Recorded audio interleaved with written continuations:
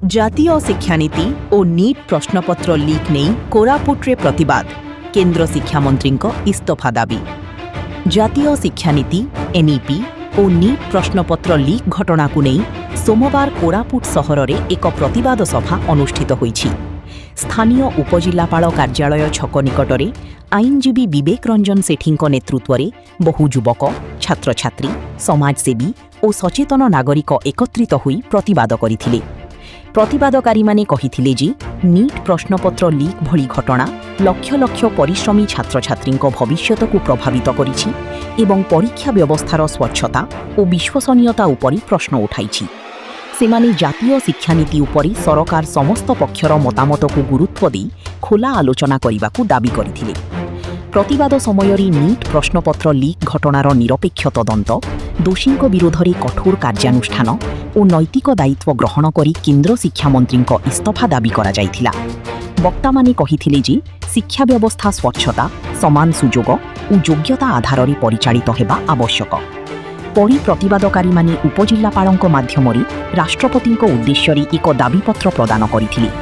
ସେଥିରେ ନିଟ୍ ପ୍ରଶ୍ନପତ୍ର ଲିକ୍ ଘଟଣାର ସଠିକ୍ ତଦନ୍ତ, ଶିକ୍ଷା ବ୍ୟବସ୍ଥାରେ ସ୍ୱଚ୍ଛତା ଆଣିବା ଓ ଛାତ୍ରଛାତ୍ରୀଙ୍କ ସ୍ୱାର୍ଥ ସୁରକ୍ଷା ପାଇଁ ତୁରନ୍ତ ପଦକ୍ଷେପ ନେବାକୁ ଦାବି କରାଯାଇଛି।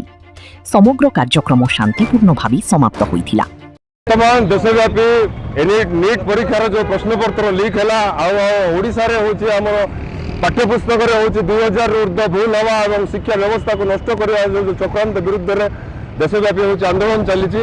ବର୍ତ୍ତମାନ ସେ ଆନ୍ଦୋଳନର ଆଜି ଗୋଟେ ଚରମ ସୀମାରେ ପହଞ୍ଚିଛି, ଯେଉଁଟାକି ଆମେ ସଂସଦ ଚଲୋ ବୋଲି ଯେଉଁ ଡାକରା ଦିଆଯାଇଥିଲା ତାର ସଲିଡାରିଟି ଉଦ୍ଦେଶ୍ୟରେ ଆମେ ଆଜି କୋରାପୁଟ ଓଡ଼ିଶା କୋରାପୁଟରୁ ଆମେ ତାକୁ ସହମତି ଜଣାଇବା ଉଦ୍ଦେଶ୍ୟରେ ଆମେ ଏଠି ଏକତ୍ରିତ ହୋଇଛୁ ଏବଂ ନରେନ୍ଦ୍ର ମୋଦି ଏବଂ ନିତ୍ୟାନନ୍ଦ ଗଣ୍ଡ ଓଡ଼ିଶାର ଶିକ୍ଷାମନ୍ତ୍ରୀ ଏବଂ ଦେଶର ଶିକ୍ଷାମନ୍ତ୍ରୀ ଆମର ଧର୍ମେନ୍ଦ୍ର ପ୍ରଧାନଙ୍କୁ ଆମେ ଇସ୍ତଫା ଦାବିରେ ଆମେ ଆଜି ଏକତ୍ରିତ ହୋଇଛୁ।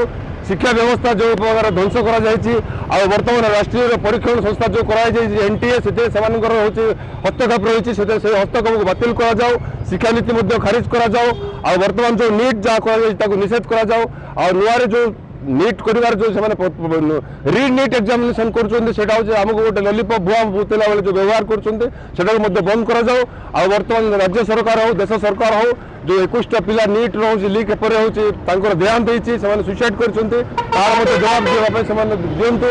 ଆଉ ବର୍ତ୍ତମାନ ହେଉଛି ଆମର ଯନ୍ତର ମନ୍ତରଠାରେ ଯେଉଁ ଆନ୍ଦୋଳନ ଚାଲିଛି ତା ଉପରେ ଯେଉଁ ପୁଲିସ ଜୁଲମ ଚାଲିଛି, ପାରାମିଲିଟାରୀ ମାନଙ୍କର ଜୁଲମ ଚାଲିଛି, ଲୋକମାନଙ୍କୁ ଖାଦ୍ୟ ମାନେ ସାମାଜିକ ଗଣତନ୍ତ୍ର ବ୍ୟବସ୍ଥାକୁ ହେଉଛି ହତ କରାଯାଉଛି, ସେ ତା ବିରୁଦ୍ଧରେ ଆମେ ଆଜି ଏକତ୍ରିତ ହେଇଛୁ।